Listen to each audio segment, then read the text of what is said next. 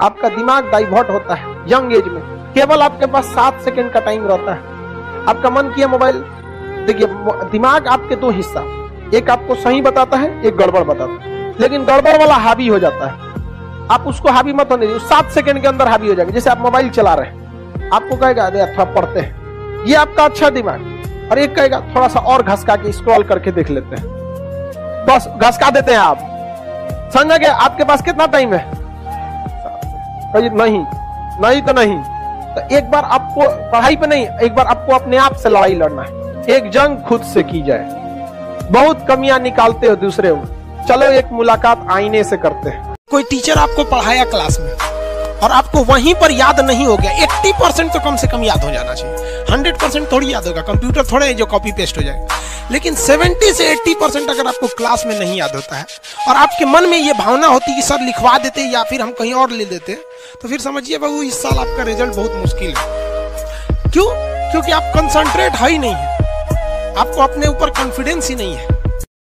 देखिए 97% लोग जो है ना वो थक के किसी काम को छोड़ देते हैं और जिंदगी भर उन 3% लोगों के लिए काम करने लगते हैं जो कभी भी हार नहीं मानते। मेहनत बता देता है कि परिणाम कैसे मिलेगा, वरना परिणाम तो बताता ही है कि आपका मेहनत कैसा था। बाबू एक चीज याद रखो, दूसरे के पास रखा हुआ धन और किताब में लिखी गई विद्या, ये कभी आपको जरूरत पड़ने पे काम आएगा ही नहीं आएगा। मान लीजिए हमारा ही पैसा है किसी मित्र के पास रखा हुआ, हमको इमरजेंसी आ गया, काम नहीं आएगा। वो जो मेरे जेब में है वही काम आएगा। और विद्या जो किताब और नोट्स में लिखी गई, ये कभी काम नहीं आएगा आपकी जरूरत पड़ने पे। एग्जाम में वही काम आएगा जो दिमाग में घुसा हो।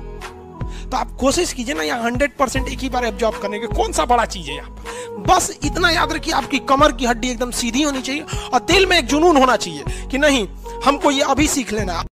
हम सब बहुत लड़ा करते थे हिंदू मुस्लिम के लिए। आज न हिंदू खतरे में है न मुसलमान खतरे में, ये दोनों खतरे के बाहर आ गए हैं। लेकिन अफसोस की बात है ये दोनों सांस नहीं ले पा रहे हैं। गुजर रही है जिंदगी एक ऐसे मुकाम से, अपने ही दूर हो रहे हैं जरा सी जुकाम से।